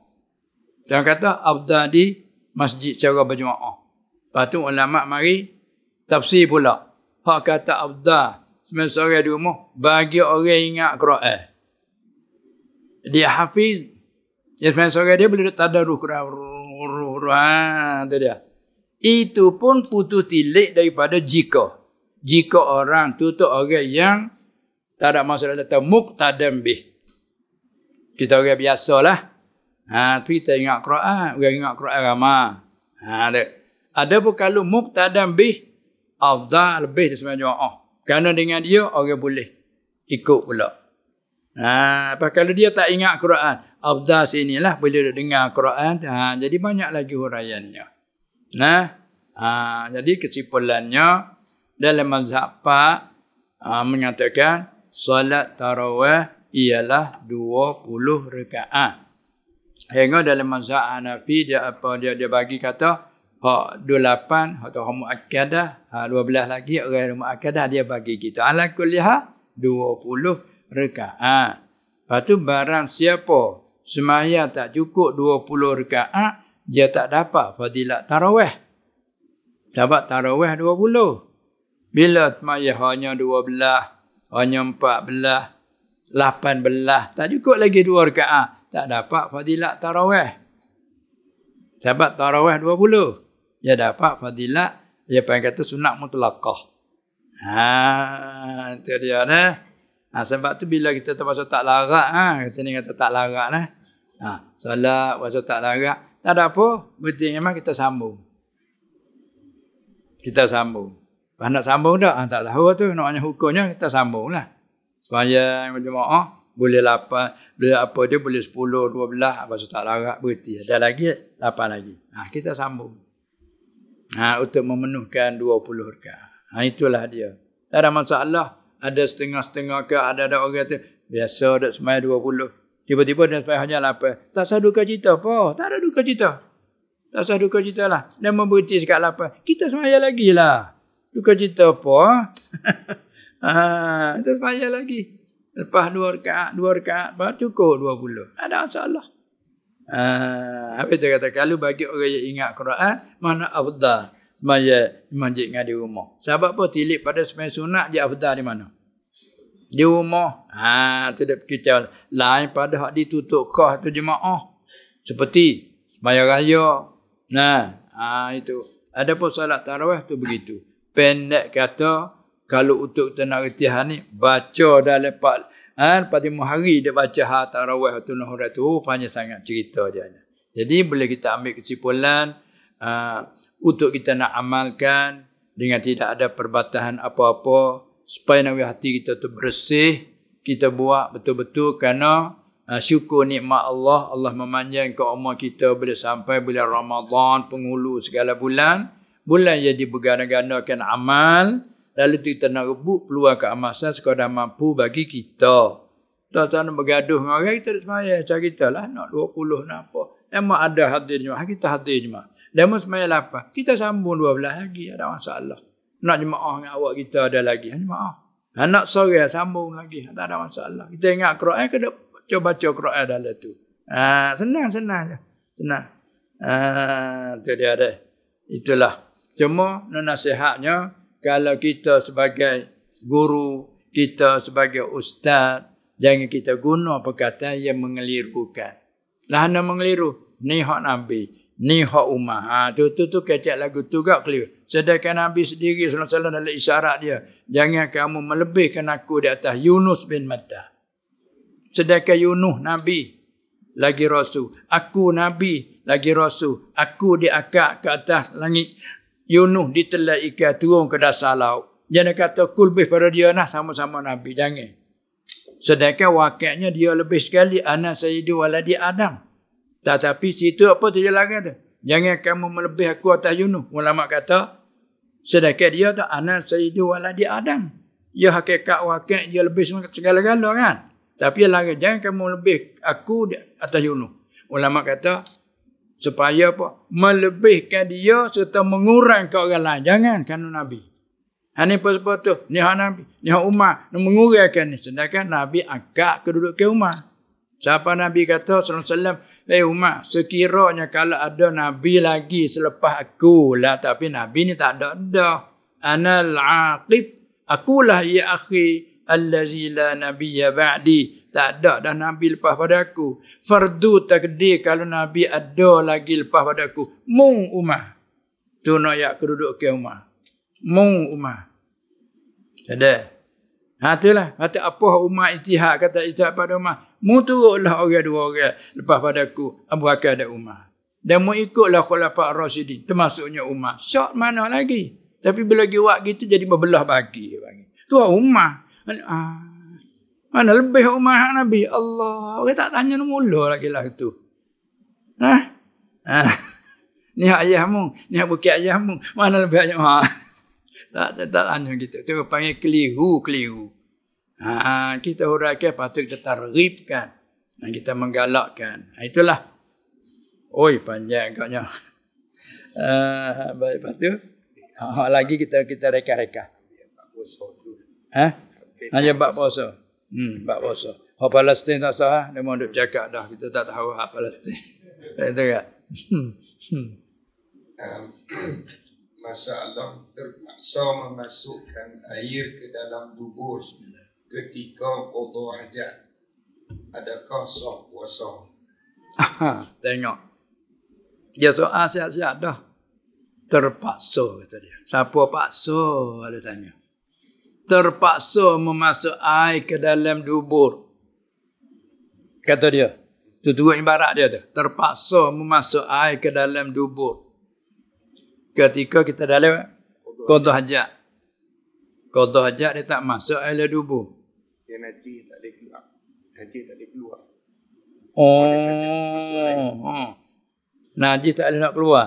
Kecuali dia kena cucuk air sikit. Dia kena cucuk air. Zaman lah ni pula dia ada tandas kepala tu. Kepala tempat qada hajat tu. Dia ada air. Kita buka pas ada terkejut kita. Tak tahu. Nyepacah air terkejut kita apa. Tu dia. Hak tu tak nanti kata pergi masuk air. Hak tu betul ada punch through. Dia masuk ke dalam tu. Baik. Dia kata terpaksa sana. Nah. Pada asalnya. Orang panggil apa dia? memasukkan ain hak kata makna puasa tak apa makna puasa. Pada awal lagi dah makna dia tu dah al-imsak anil muftirat ila akhiril hingga pada akhir tarikh. Menahankan daripada perkara yang membatal. Apa muftirat? Iaitu masuk ain ke dalam lubang yang rungga. Maka lubang yang rungga, iaitu 2 hidung, mulut, 2 telinga dan lubang parak dan zakar dubur. Tu kan? Adapun mata tak panggil jauh. Sekalipun ada ikhtilaf ulama tapi tak panggil jauh. Sebab tu mazhab kita Syafi'i, kita pakai celak mata iktihal bercelak. Pakai ubat sakit mata, ubat kita pecek ubat kan masuk dalam mata, walaupun berserah rasa dia sampai ke leher. Sekalipun mazhab kita tak batal kerana ilatnya bukan jauh.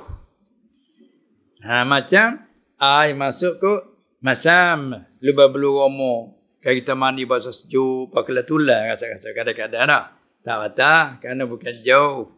Begitu juga kita pakai celak, berubat mata, serah sampai ke leher. Sekalipun tak batal kerana bukan jauh. Hanya kemesraan mengikut saluran masam dia panggil.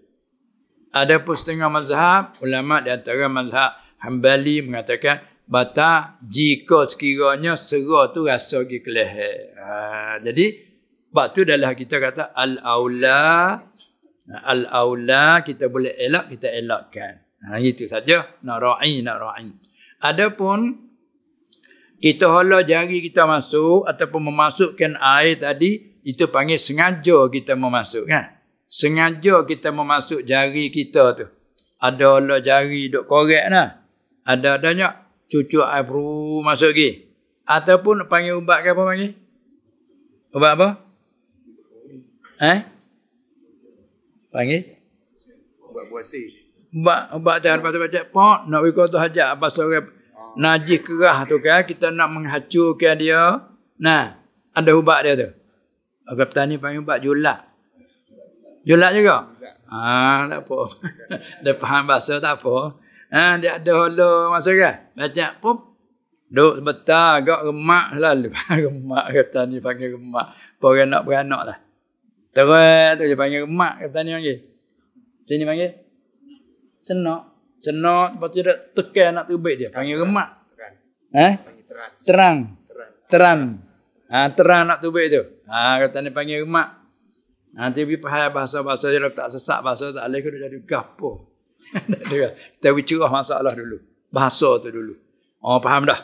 Jadi bila pecah ubat tu, jadi terang mari selalu. Bila dia peraca, keluar dengan mudah. Tepat nak bicara kitanya, kita hala dia masuk, dia panggil hala ain dia tu. Hala ain masuk dia kata, jari pun ain, air pun ain. Maksudnya syai'im madiyin, sama ada jamid. Seperti jari masalah jamid, air masalah ma'in. Bagi semua dia panggil ain. Bila kita sengaja hala, maka hukumnya batal puasanya. Tetapi, dia ada tapi pula. Dia batal, batal puasa, tapi tidak berdosa. Sebab tadi, dia katakan tadi, terpaksa. Moga tak keluar ni sakit kan? Maya dia nak keluar dah. Duk leher ni dah salah gitu. Hat tak tu baik. Telah tak pergi, tak susah kita. Bangun duduk lah. Nak bangun benar pun berasa nak keluar. Bila duduk tak keluar. Halal tu nak keluar, korek. Bila kita hala korek, batal puasanya. Sebab sengaja hala tu. Sehingga tak berdosa kerana apa? Jadi masa nak mengelakkan daripada tadilah. Sakit, penyakit dia. Tu dia. Sama juga, yang tak tanya, kita main ke mulut pula. Orang penyakit lelah. Lelah dah. Penyakit lelah. Orang penyakit lelah dia ada ubat dia kan. Ubat pasal spray dia. Panggil apa? Hela. Tepat-tepat pop. Dia masuk. Masuk apa ke dalam leher lekung lah. Tapi dia cepat kering. Kerana spray lah. Perut masuk jirin dia kering. Tapi jirin masuk lah. Maka itu juga masuk dalam batal. Tapi tidak berdosa kerana tadi. Kerana terpaksa kita nak buat gitu. Kita nak jaga kan tidak lelah. Lelah tak agak. Batal puasa. Wajib qada lah. Macam gitu. Wajib qada lah. Hanya tak berdosa. Baik, ada lagi? Akhir. Satu lagi.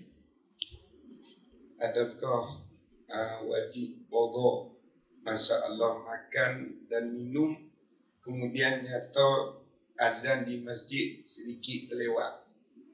Masalah makan minum. Terlajak minum. Sahur. Sahur. Sahur. Jadi masalahnya kita makan sahur, tengah-tengah duk makan sahur. Mari waktu siang tu. Kata Bilal dalam azan pagi tadi. Pagi tadi dia minum, dia ingat tak masuk waktu lagi. Dia pun sahur lah. Sahur. Nyata-nyata dah masuk dah subuh. Masuk subuh. Baik. Nah, itu kita kembali pada makna ayat kulu washrabu hatta yatabayyana lakumul khaytul abyadu minal khaytil aswadi minal fajr. Tak asal pokok dia. Nah, patut juga bincang ulama panjanglah tu. Cara ijtihad tu, tapi asalnya begitu. Kulu washrabu, makanlah dan minumlah kamu. Arti boleh lagi kamu makan dan minum. Dia panggil amalil ibahah. Dibenarkan. Nah, bukan wajib makan. Bukan wajib minum kan. Sebab sahur tu apa hukum pada asal? Sunat. Mana tak mau sahur pun tak ada salah apa, muka sunat. Hingga luput fadilat tu hal lain. Maka makanlah kamu ya amalil ibahah. Mana boleh kamu makan, boleh lagi kamu minum. Sehingga mana ghayah. Sehingga mana kamu tu boleh makan, dibenarkan makan minum itu? Hatta sehingga yatabayyana lakum, sehingga nyata bagi kamu oleh al-khaytul abyadu, oleh benang yang putih. Nyata minal khaytil aswadi, daripada benang yang hitam. Ya dulu ayat Quran turun nyak tu ya. Minal fajri tak ada lagi. Turun baca nyak tu yang mula. Puak sahabat lah ada ikat tali benang. Nak tahu kata benang putih, benang hitam nyata. Ikat tali benang di tangan. Ada letak di bantal tidur. Dia tengok tu. Hati ingat ke tua dulu dia kata nak. Tengok bulu roma. Kalau bulu roma tu tak nampak. Tak apa lagi. Tak boleh hakal lagi. Ayat Quran tu banyak tu. Sebab susah. Lepas pada tu dengan ringkas cerita. Mari semula ayat semula. Minal fajr. Jibril membacanya tu. Minal fajr. Pergi selalu. Nabi SAW. Tulis, sambung situ. Sambung betul. Hatta yatabayyana lakumul khaytul abyadu minal khaytil aswadi minal fajri. Sambung situ. Ayat kata min lil bayan. Nak menyata murak di kanak ki benang putih situ ialah putih fajar. Itu maknanya sudah ambil kesimpulan. Kamu boleh makan dan minum sehingga nyata bagi kamu oleh fajar. Jadi masalah soal saat ni yang belum nyata. Gitu tak? Zan dianya bahawa belum subuh lagi. Zan dia tu. Apa lagi pula syak? Subuh dah ke belum? Subuh dah ke belum? Lalu makan. Nah, sebab kita makan bunyi azan. Azan lambat. Azan tu lambat sikit tu. Nah, 5 minit, 10 minit tak ada azan lagi. Lalu tu lah orang yang ragu. Subuh ke belum? Subuh ke belum? Dia makanlah. Sebab dia dengar tak ada bunyi azan lagi. Jam tak ada. Lah ni jam tangan lagi. Dinding lagi. Banyak jam dalam telefon lagi. Katakanlah nak terjadi masalah. Ada pun tak tertengok. Kadang-kadang bertukar jarum. Duk tukar. Duk ingat. Memang gitu. Macam-macam lah nak jadi sebab untuk jadikan masalah kan. Bila kita makan. Sudah pada tu nyata kata. Kita makan tadi setelah apa? Subuh dah. Ada pun kalau ragu, subuh ke tak subuh, boleh kita makan. Lepas tu bila ternyata apa yang ada kita buangkan. Maka tu tak apa lagi sebab dia kan sehingga nyata. Sehingga nyata. Mana kalau tak nyata, tak apa lagi. Baik. Kemudian hak tadi bila pada tu dia muazzan, bawa azan tengok lewat dia muazzan di sana 10 minit baru azan. Arti masa kita makan tadi dah subuh dah. Nyata kata masa kita makan tu subuh dah. Ternyata lah puasa kita tadi tu orang panggil tidak sah lah puasa tu. Wajib kita imsak. Tak sah puasa. Wajib imsak. Wajib menahan manfaat tu nak makan tak boleh pura puasa jugalah. Lepas tu apa bedanya? Wajib qada lah. Wajib qada hingga tak berdosa. Tak berdosa. Jangan kita tahu duduk makan lagi serba salah dah nak berhabis ni. Hak tu haram lah pula.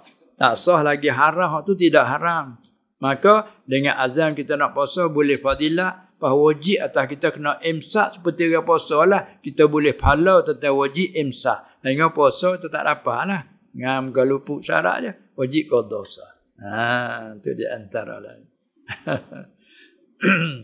Habis lah. Ada lagi? Soalan ada lagi. Kalau kita tengok jam ni. Pak.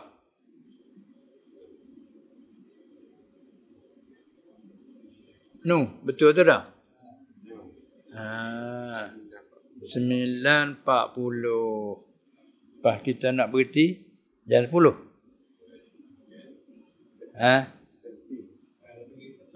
Satu lagi. Satu yang terakhir. Boleh lah. Boleh insyaAllah. Tapi yang ni tanam sakau. Hati daripada Ramadan. Hati daripada puasa. Ada puasa lagi? Bak puasa ada dah? Untuk bak apa pula? Tanam sakau. Tanam pusaka. Tak apalah. Untuk terakhir dengan hak tanam pusaka apa dia?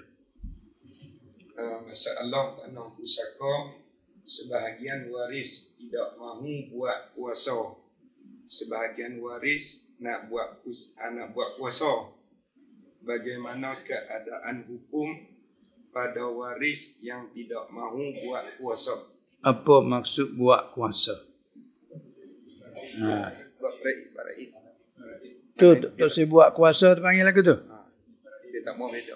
Tak saya bagilah. Tak mau bagi kan macam mana? Tak saya buat kuasa apa dia. Dia tak mau bagi secara ikut undang-undang. Tak mau bagi secara faraid tu lah. Hanya senyap gitu. Tak boleh nak senyap gitu. Kita faham lebih dulu. Inilah mana kita mengaji bahagian undang-undang ni. Undang apa ni? Undang agama. Kita nak mengaji undang agama. Undang agama kita. Apabila seorang mati, pertamanya kena tajhizul mayyit. Kan? Jadi fardu kifayah atau kita orang lelaki. Apabila dapati di tempat kita tu Muslim, orang Islam yang mati, menjadi wajib di atas yang kelilingnya tu mentajhizkan mayat, buat upacara kematian tu. Cara apa dia tu? Memandikan dia, mengkapan dia, salat jenazah dia, dan dipermakamkan, dikebumikan. Itu 3-4 perkara. Lepas tu dia ada tiap-tiap satu, dia ada 1, 2, 3 syarat-syarat. Jangan pula selesai. Kemudian selepas itu kita kena selesaikan hutang. Si mati ni ada terlekat hutang tak? Hutang tu pecah dua pula. Hutang Allah Ta'ala dan hutang anak Adam. Hutang Allah apa hutang Allah? Katakanlah seorang ini masa dia hidup, masuk dalam orang yang wajib atasnya haji. Tapi tak melakukan haji sehingga kemati. Maka dia panggil lekat hutang Allah Ta'ala. Kalau dia ada peninggalan, mesti kena ambil peninggalan dia tu untuk upahkan buat haji. Dan pula dia tu ada hutang anak Adam. Dia lekat hutang si Anu tu, si Anu ni. Peninggalan dia tu juga menyelesaikan hutang. Tak ada nak kena nak ambil hak anak ke apa dah sekali. Peninggalan dia. Ambil peninggalan dia tu. Cuma kita orang hidup tolong menyelesaikan. Kita selaku anak, kita tolong menyelesaikan hutang ayah, bapa, ibu kita. Ambil siapa? Bukan hak poket kita. Hak dia, peninggalan dia tu ambil hak tu bayar. Dia ada peninggalan tu panggil tarikah. Aima tarakahul mayyit. Peninggalan dia tu sama ada mata wang ke, benda ke. Jadi ada mata wang, selesai dengan mata wang selalu. Tak ada mata wang, ada tanah dia, ada kebun dan sebagainya. Nilai harga itu. Siapa nak ambil harga apa? Untuk lepas hutang Allah Ta'ala. Upah ke buat haji. Lepas tu hutang anak dah. Bayar ke hutang anak dah. Selesai. Bila selesai dah yang kedua, mari yang ketiga, ada usia apa hati? Si yang mati itu ada tausiah, ada usia apa hati? Kalau kata dia ada usia kena cakap bab usia pula. Sah ke tidak sah, katakanlah cakap situ dulu. Bila usia yang sah dah, luluh, kena meluluhkan usia dia itu. Itu mengaji bab usia mula. Sebab kita nak rekah namanya nak cara tepat yang keempat ni. Katakanlah selesai tajhizul mayyit yang pertama, menyelesaikan hutang Allah dan hutang anak Adam, dan menyelesaikan usia sekiranya ada dan sah dan luluh. Cukup. Barulah sampai giliran yang keempat, berbahagian pusaka. Membahagi pusaka. Bila selesai beda ada lebih lagi harta peninggalan. Bila hak lebih lagi tu mesti kena membahagikan. Sebab apa? Sebab apabila mati, seorang mati, ada waris, ada isterinya, ibu bapaknya, anak-anak lelaki dan perempuan sebagainya. Maka lima ni tak ada siapa mendindingkan. Bila seorang mati meninggal isterinya, isteri kena dapat. Sama ada sumun ataupun robok. Ada ibu bapaknya, ibu bapak kena dapat. Tak ada yang mendinding. Dan dia mendinding ke orang lain. Ada ibu bagi ibu, tak boleh makan ibu bagi ibu kerana ibu ada. Bapak bagi bapak dia ada, tak boleh kerana bapak ni ada, mendinding. Sedangkan waris juga tapi didinding oleh yang ni. Ada anak lelaki perempuan, maka cucu-cucu tak boleh. Kerana ada anak lelaki yang mendindingkan. Tu mana yang ni tak ada siapa. Isteri dia tidak mendindingkan yang lain, yang lain tidak mendindingkan dia. Arti bila seorang mati ada ibunya, bapaknya dan isterinya umpama ataupun suaminya. Ini tak ada yang mendinding, dia tak mendinding lah. Ada anak. Maka katakanlah lima ini. Ibu, bapa, isterinya dan anak lelaki perempuan. Inilah waris. Harta peninggalan setelah selesai daripada bayar hutang, selesai daripada tunai usia, hak lebih baki lagi banyak mana, katakanlah 100,000, kita contoh saja. Nilai dengan tanah, nilai dengan apa? 100,000 misalnya kan. Maka 100,000 ni, dia panggil kosi buat warisan ni. Hak mak ada dalam tu, hak bapa imayat ada dalam tu, dan anak-anak dan isteri, dek kosi dalam tu, qahran. Dengan dalam terkerasi. Dek syarikat. Kalau tak bagi, tak boleh haram kita nak makan. Kalau hak kosi. Sebab tu nak selesai dia kena bagi. Kalau tak bagi, semua hak semua dekat situ. Apalagi anak kecil ada hak yatim. Tu lagi tu nak minta izin macam mana. Ada yang gila, ada yang juga. Sebab tu mesti kena bagi. Bagi mengikutlah tu lah. Mengikut yang Allah ditetapkan. Isteri boleh berapa, kerana mayat ada anak farak waris. Isteri boleh 1/8, ada hak dia dalam tu. Ibu 1/6, bapa juga 1/6, dipanggil suduh.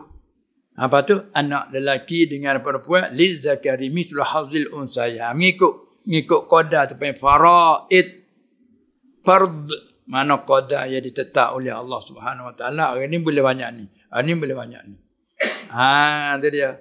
Tiba-tiba ada yang tak mau bagi. Tu maksud kata tak mau kuat kuasa tu. Yang ni tak mau bagi, tak boleh, salah. Dia kena bagi. Kalau yang berkuasa, kena keras bagi. Tidak tak boleh kalau tak bagi, nak ambil makan macam mana ni. Hak ni ada ni. Supaya kita ralah kita kongsi dah. Kita kerja syarikat. Boleh nak makan seorang? Tak boleh. Ini dia pakai syarikat yang jalan apa dia qahran daripada Allah Taala. Dengan tersendirinya jadi kursi. Lah itu nak menyelesaikan nak jadi halal ke kena bagi. Bila bagi-bagi dalam banyak ni 100,000 anak lelaki boleh sebanyak mana, ibu sebanyak mana, bapaknya mana, lepas tu perjatuhkan. Yang ni jatuh, yang ni dapat ni. Bila bagi jadi terasing milik masing-masing, tak apalah. Tu kena pergi kepada yang berkuasa dah lah.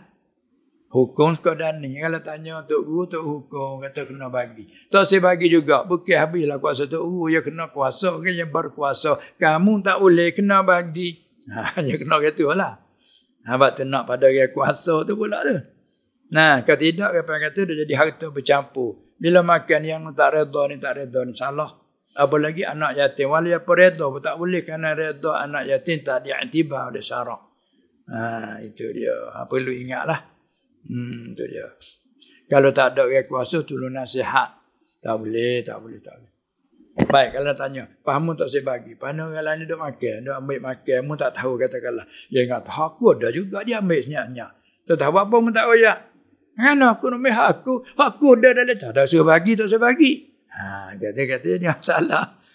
Dia bagi senang. Mu nak buat apa hakmu? Aku nak buat apa hak aku? Tapi kamu pada bagi. Kalau tak bagi, hak dalam hakmu. Tak aku. Hak dalam aku. Tak hakmu. Tak tahu nak macam mana. Sebab tu syarat suruh bagi. Disegerakan bagi. Kalau tidak ada, mana apa-apa. Tu. Gitulah. Jadi, sebagaimana tadi, masa kita pun hampir dah jam 10. Ada lagi 10 minit. Maka dengan sekadar itu rasanya cukuplah dulu untuk kali ini dan sekiranya kalau ada kesempatan dengan izin Allah Subhanahu Wa Taala pada kali lain, insya-Allah kita akan bertemu lagi. Semoga dilanjut umur oleh Allah serta memberi taufik hidayah dan sihat wal afiah. Kita akan bertemu lagi di lain kali insya-Allah Subhanahu Wa Taala. Untuk kali ini sekadar ini saja dulu, sekian saja. Wabillahi taufiq wal hidayah. والنجاة من النار والفلاح. السلام عليكم ورحمة الله وبركاته. بسم الله الرحمن الرحيم. الحمد لله رب العالمين والصلاة والسلام على سيد المرسلين وعلى آله وأصحابه أجمعين. اللهم إنك عفو كريم تحب العفو فاعف عنا. اللهم أرنا الحق حقا وارزقنا اتباعه وأرنا الباطل باطلا وارزقنا اجتنابه. اللهم ارزقنا علما نافعا ورزقا حلالا طيبا مباركا فيه وعملا مقبولا وسعادة الدارين. ربنا آمنا فاغفر لنا وارحمنا وأنت خير الراحمين. وصلى الله على سيدنا محمد وعلى آله وصحبه أجمعين والحمد لله رب العالمين.